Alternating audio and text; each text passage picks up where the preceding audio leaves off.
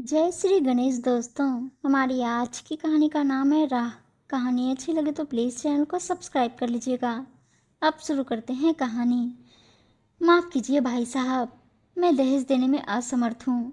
मैंने बेटी को पढ़ाया लिखाया, अच्छे संस्कार दिए, बस यही मेरी धन दौलत है।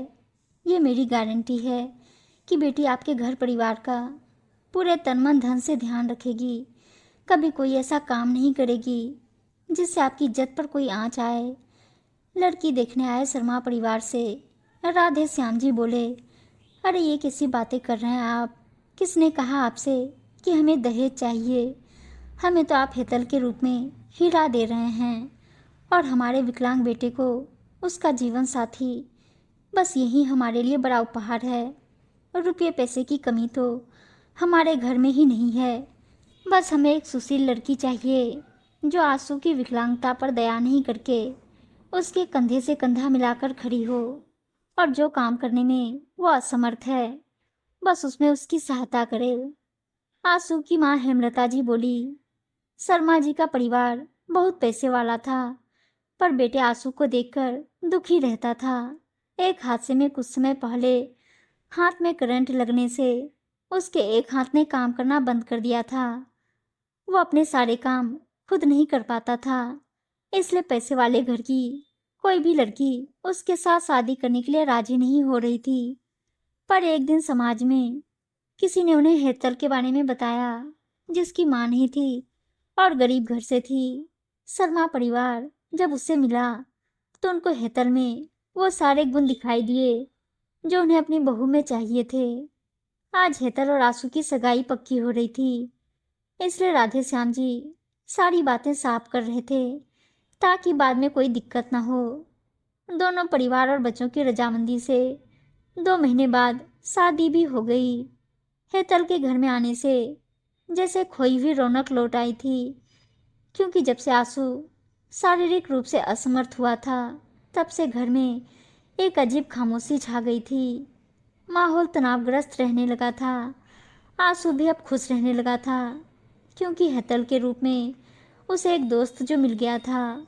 वो समय समय से उसके सारे काम करती थी, एक साये की तरह उसके साथ रहती थी। शादी के 1 साल तक सब कुछ अच्छे से चल रहा था, पर ये खुशियाँ ज़्यादा दिन टिक ना पाई, क्योंकि शर्मा परिवार को व्यापार में बहुत बड़ा घाटा था और जो करोड़पति थे वो अब रोडपति बनने की कगार पर थे। आंसू के पापा को बहुत बड़ा सदमा लगा था और चिंतित रहने लगे ये सोचकर कि अब समाज में उनकी इज्जत कम हो जाएगी। जिन बड़े लोगों से उनका उठना बैठना था वो भी अब कन्नी काटने लगे थे। घर का रुतबा, शान और शौकत सब मिट्टी में मिलने वाले थे। पर हेमलता और हेतल दोनों ही समझदार औरतें थीं।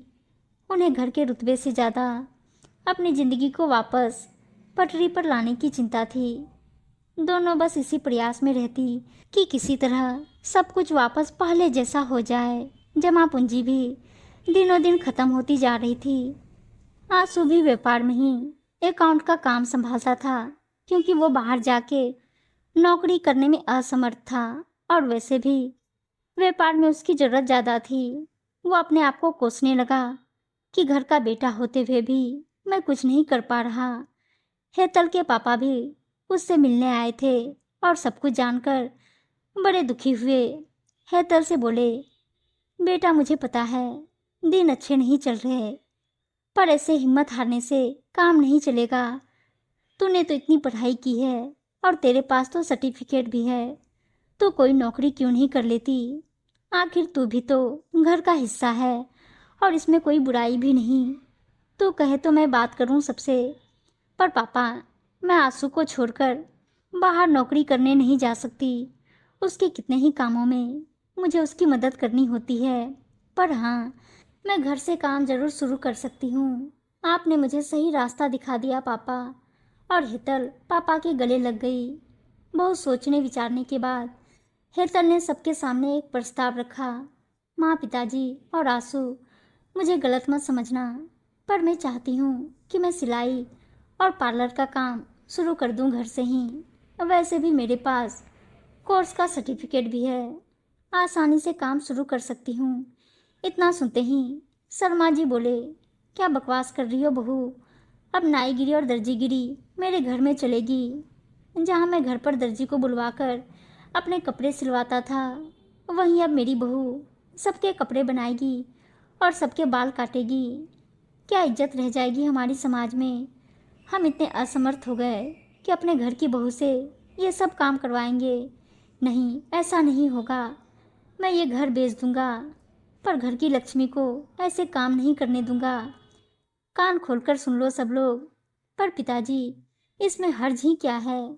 क्या मैं आपके घर का हिस्सा नहीं? इज्जत से ज़्यादा मुझे हम सबके जीवन की चिंता है। आज पैसे नहीं तो लोग बदल गए, कल वापस पैसे आ गए तो लोग भी वापस बदल जाएंगे। आप इसकी चिंता मत कीजिए।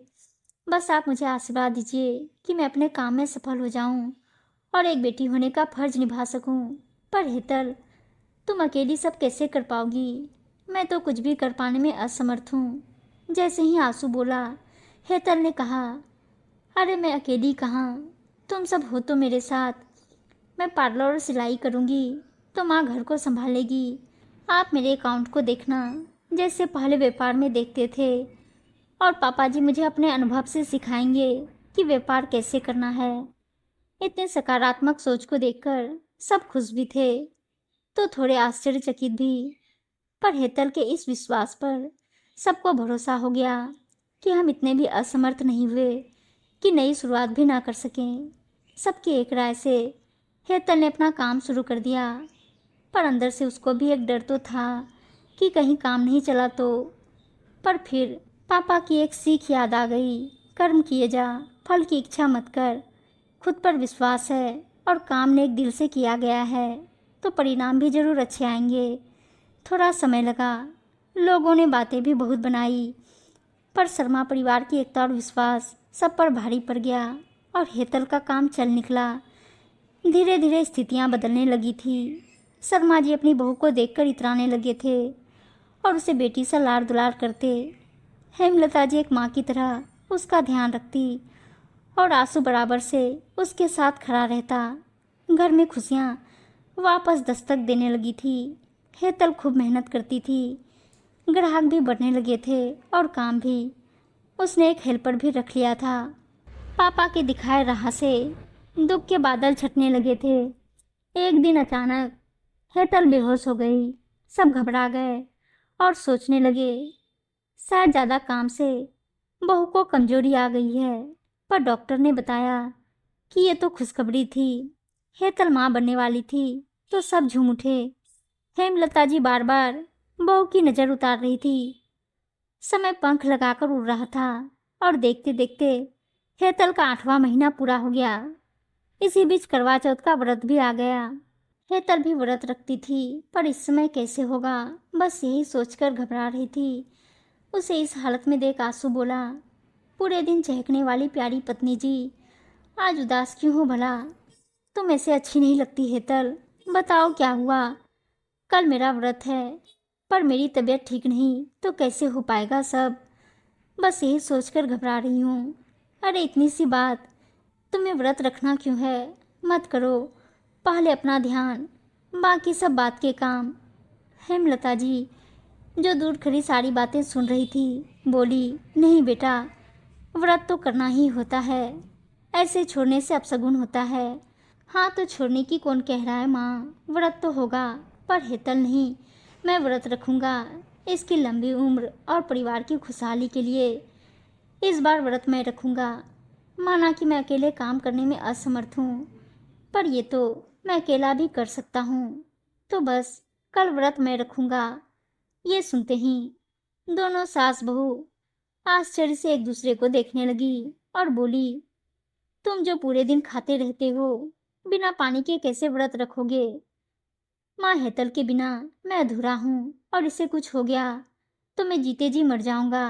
मैं ये व्रत रखूंगा और इसकी लंबी उम्र के लिए भगवान से प्रार्थना करूंगा। ये सुनकर दोनों भावुक हो गए और हेतल तो आंसू के गले लग गई। हेमलता जी अपने बेटे बहू के इस प्यार की बलैया लेने लगी। अगले दिन पूरे मन से आंसू ने व्रत रखा और शर्मा जी बेटे के इस कदम की नई सोच की प्रशंसा करते नहीं थक रहे थे। बोले, बेटा, तन से तुम जरूर खुद को असमर्थ मान लो, पर मन तो तुम्हारा हमसे भी ज़्यादा समर्थ है। जो अपने जीवन संगनी के लिए ये व्रत कर रहे हो और साबित कर रहे हो कि पति पत्नी एक दूसरे के बिना सच में अधूरे हैं, मुझे तुम पर गर्व है। और उसे चूम लिया। चारों ओर खुशी का माहौल था और दुख के बादल अब छट चुके थे। उम्मीद है दोस्तों कहानी अच्छी लगी होगी, और अच्छी अच्छी कहानियाँ सुनने के लिए चैनल को सब्सक्राइब और वीडियो को लाइक से ज़रूर कर दीजिएगा। धन्यवाद दोस्तों।